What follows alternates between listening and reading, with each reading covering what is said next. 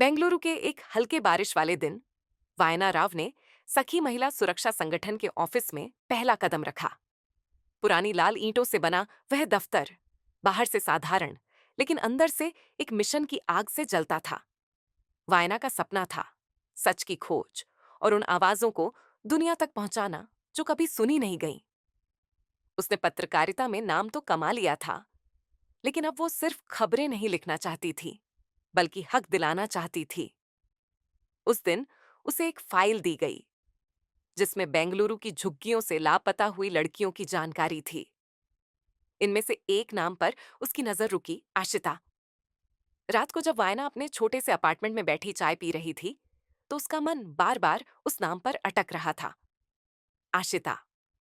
वह जानती थी कि ऐसे केस में अक्सर पुलिस कुछ नहीं कर पाती, लेकिन उसका दिल मानने को तैयार नहीं था।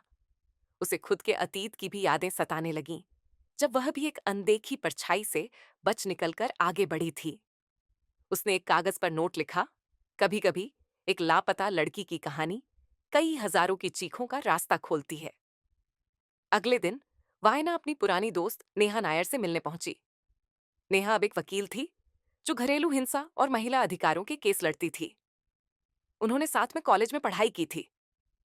नेहा, मुझे तुम्हारी मदद चाहिए, वायना ने सीधे कहा। नेहा ने उसके चेहरे पर चिंता देखी और बोली, तू हमेशा उस सच्चाई के पीछे भागती है जो सबको डराती है। चल, बताती हूं तुझे एक जगह जहां शायद तुझे कुछ जवाब मिल जाए। नेहा ने उसे एक पुराने आश्रम का पता दिया, सत्य संकल्प महिला आश्रय, जहां कई बार पीड़ित लड़कियां पनाह लेती थीं। आश्रम की दीवारें जैसे हर दर्द को अपने अंदर समेटे खड़ी थीं। वहां वायना की मुलाकात हुई कमला अक्का से, एक बुजुर्ग महिला जो सालों से वहां काम कर रही थी। तुम किसे ढूंढ रही हो? कमला ने सवाल किया। आशिता, वो यहां कभी आई थी क्या? वायना ने पूछा। कमला कुछ पल चुप रही, फिर बोली, नाम तो सुना है, लेकिन उस नाम के साथ बहुत अंधेरा भी जुड़ा है बेटा। ये रास्ता सीधा नहीं है।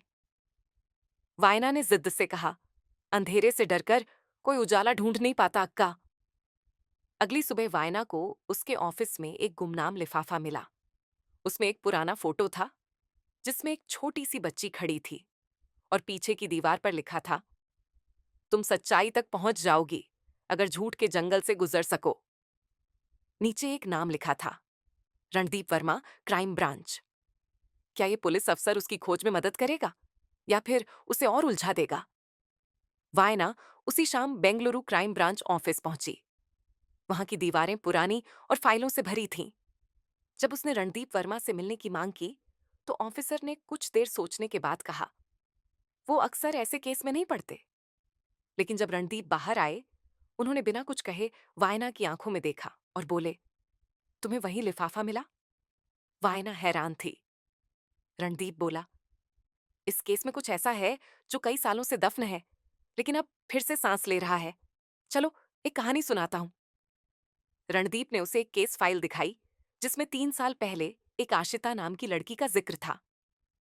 वो अचानक गायब हो गई थी और उसका नाम एक बड़े राजनेता के बेटे के साथ जुड़ा था। लेकिन, रणदीप बोला, ये केस ऊपर से बंद कर दिया गया था। वायना ने देखा कि उस फाइल में बहुत कुछ गायब था। कुछ पेज फटे हुए थे, कुछ नामों पर कालिख थी। रणदीप ने गहरी आवाज में कहा, इस केस को फिर से खोलना मतलब है अपनी जिंदगी को खतरे में डालना। क्या तुम तैयार हो? वायना ने सिर हिलाया। अगर मैं डर गई, तो जो खो गई उनकी आवाज कौन बनेगा? उस रात वायना ने फिर से सत्य संकल्प महिला आश्रय का रुख किया। कमला अक्का ने उसे चुपचाप एक कमरा दिखाया। वहां कुछ पुरानी डायरियां और तस्वीरें थीं। एक डायरी में लिखा था, वो मुझे कहता है मैं उसकी हूं, लेकिन मेरे पास खुद के नाम की आजादी नहीं है। नीचे हस्ताक्षर था, आशिता। वायना की आंखों में आंसू आ गए। ये सिर्फ एक केस नहीं था, ये किसी की टूटती पहचान की कहानी थी। रणदीप और वायना अब मिलकर उन क्लबों और ठिकानों की तलाश करने लगे जहां कई लापता लड़कियां आखिरी बार देखी गई थीं। बेंगलुरु के एक पॉश इलाके में एक हाई प्रोफाइल क्लब का नाम बार बार फाइलों में आ रहा था। ब्लैक रोज वायना ने तय किया कि वो वहां अंदर जाकर देखेगी, छिपकर।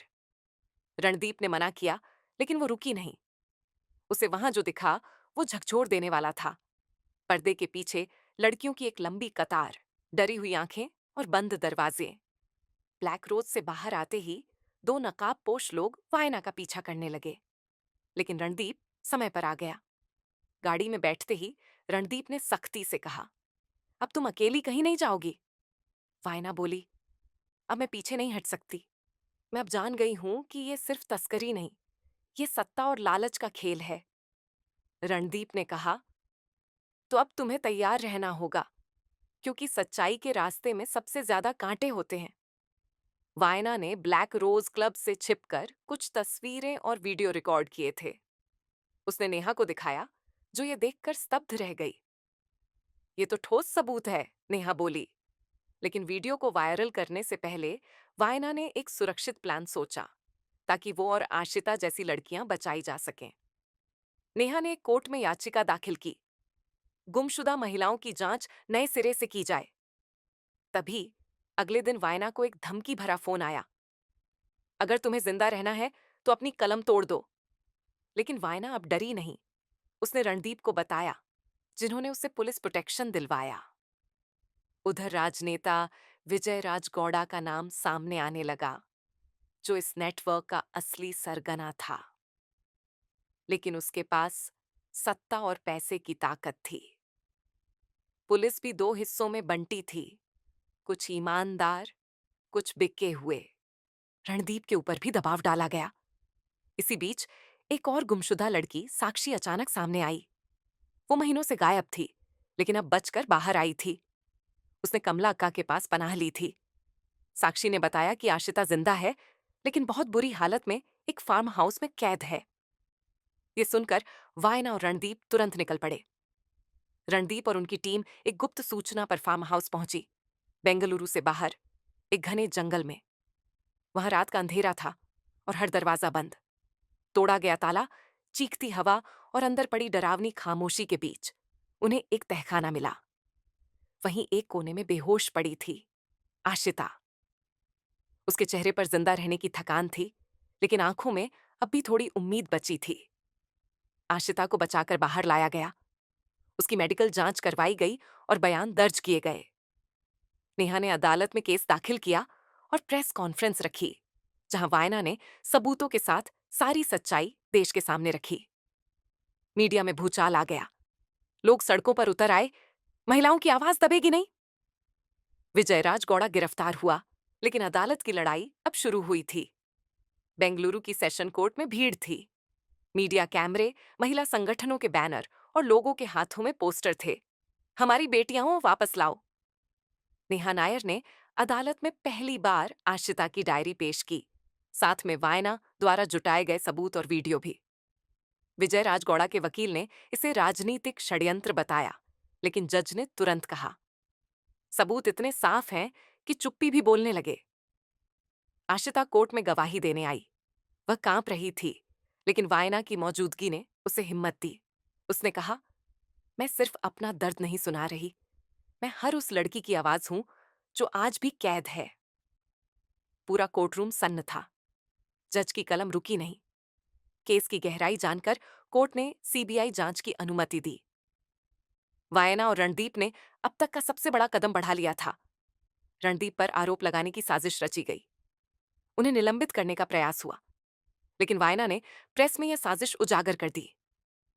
नेहा को भी धमकियां मिलने लगीं, लेकिन तीनों, वायना, नेहा और रणदीप, अब एक मिशन की तरह एकजुट थे। कमला अक्का ने भी सामने आकर कोर्ट में पुराने केसों की फाइलें पेश कीं। अब हर कड़ी जुड़ रही थी। 6 महीने की लंबी लड़ाई के बाद आखिरकार कोर्ट का फैसला आया। विजय राज गौड़ा को आजन्म कारावास की सजा हुई। 17 गुमशुदा लड़कियों को सुरक्षित निकाला गया। ब्लैक रोज क्लब को सील कर दिया गया। जज ने कहा, यह केस सिर्फ एक लड़की की कहानी नहीं, पूरे समाज का आईना है। हमें इस पर गौर करना होगा। 1 साल बाद वायना अब भी सखी महिला संगठन में काम कर रही थी, लेकिन अब वो सिर्फ एक रिपोर्टर नहीं, एक प्रतीक बन चुकी थी, आवाज की, हिम्मत की और बदलाव की।